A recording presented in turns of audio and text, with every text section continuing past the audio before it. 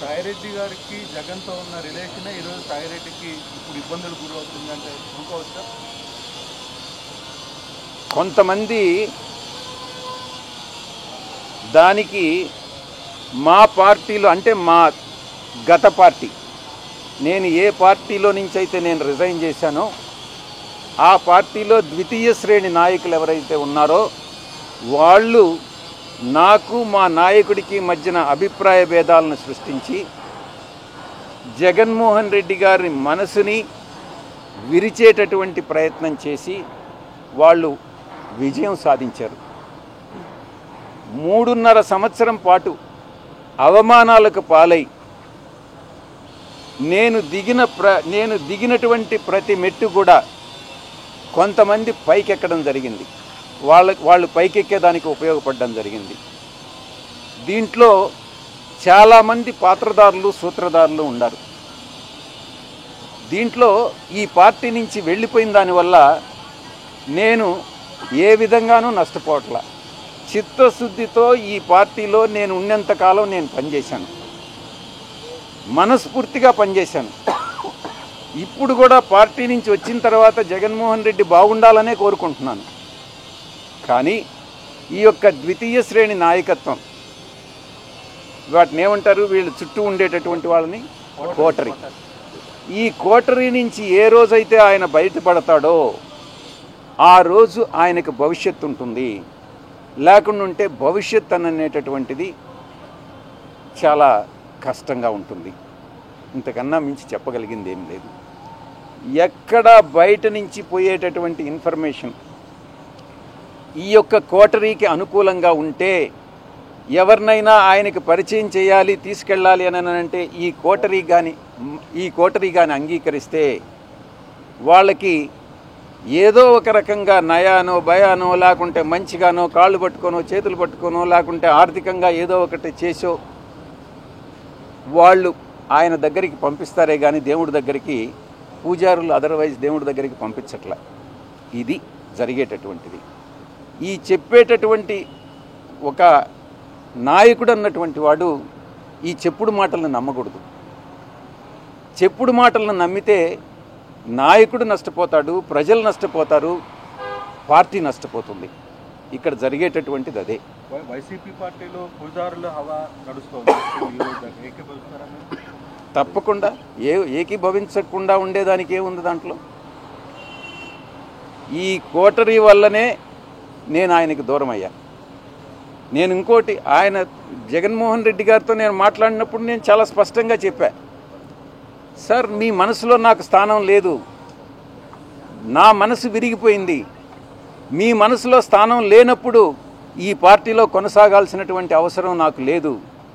కాబట్టే నేను ఈ పార్టీ వదిలి వెళ్ళిపోతున్నాను.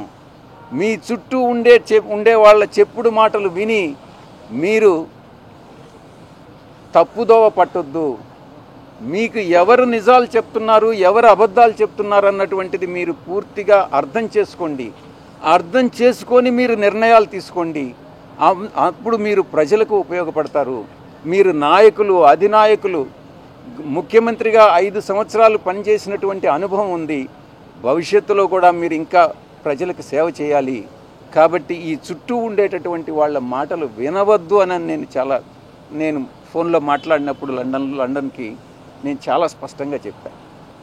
నా మనసు విరిగిపోయింది కాబట్టే నేను పార్టీ నుంచి బయట వచ్చా. రాజకీయాలను చేశారు.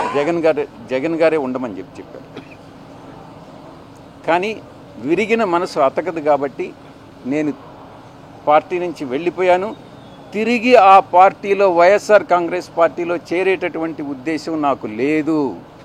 గర్వాపసి అన్నటువంటిది అప్లై కాదు, నా మనసులో లేదు. మీరేమన్నా రికమెండ్ చేస్తున్నారా? మీరు బీజేపీలో చేరుతున్న ప్రచారం ఉంది సార్. మీకు గవర్నర్ ఇస్తున్న బ్రాకెట్ కూడా మీకు బీజేపీ ప్రచారం నడుస్తున్నారు. మీరు భవిష్యత్తులో రాజకీయాల్లోకి వస్తారా? నేనేం చెప్పాను? నేను వ్యవసాయం చేసుకుంటానని చెప్పాను. వ్యవసాయం చేసుకుంటున్నాను. దాని మీద కూడా మీరు పత్రికల వాళ్ళు చాలా కామెంట్స్ చేసినారు. ఈ వ్యవసాయదారుడు ఏందయ్యా ప్యాంట్ వేసుకొని ఇన్షర్ట్ చేసుకొని ఏం వ్యవసాయం చేస్తాడని అని అన్నారు.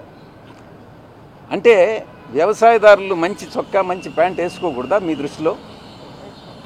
అలాంటప్పుడు వ్యవసాయదారుని మీరు కించపరిచినట్టు కాదా? గోచిపెట్టుకొని చేస్తేనే వ్యవసాయమా? అర్థం చేసుకోవాలి. మనోభావాలను దెబ్బతీయకూడదు. వ్యవసాయం అని అంటే వ్యవసాయమే. నేను నిజంగా కూడా అదే చేసుకుంటున్నాను. ఇప్పటి వరకు ఈ రోజు వరకు నేను వేరే రాజకీయ పార్టీలో చేరేటటువంటి ఉద్దేశం లేదు. ఇటువంటి వాళ్ళు ఏదైతే నా మీద నిందలు మోపుతున్నారో, ఎవరైతే నిందలు మోపుతున్నారో వాళ్ళందరినీ కూడా నేను భవిష్యత్తులో, ఇప్పుడు నేను సిఐడికి యథార్థాలు చెప్పాను, వాస్తవాలు చెప్పాను, ఎవరు దీనిలో ఇన్వాల్వ్ అయ్యారన్నటువంటి విషయం చెప్పాను. నేను అదే చెప్పాను, కర్త కర్మ క్రియ 3 కూడా విక్రాంత్ రెడ్డి అనే విషయం చెప్పాను. నాకు తెలిసి జగన్మోహన్ రెడ్డి గారి ప్రమేయం లేదని చెప్పాను. నేను వాస్తవాలు చెప్పాను.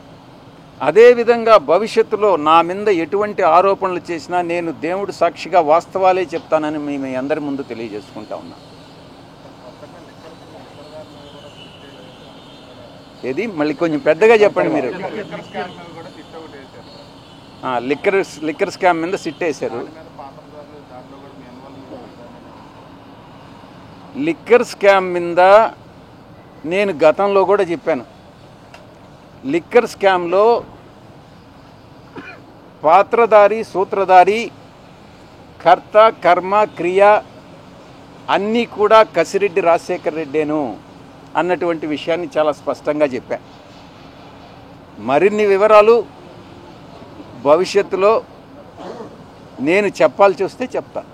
కానీ ఇప్పుడు అంటే ఇంతకాలంలో ఎప్పుడు ఈ సబ్జెక్ట్లో మాట్లాడని సాయిరెడ్డి గారు ఇప్పుడు సడన్గా పాత విషయాలు కూడా తెర మీదకి చెప్పే ప్రయత్నం జరుగుతుంది. దానివల్ల మీకు ఏమైనా ఇబ్బంది కలగదా? అంటే ఏ పత్రిక నుంచి? ఆర్టీవీ. మీరేమన్నా నన్ను ఉరేస్తారా? లేదంటే కొడతారా, చంపేస్తారా?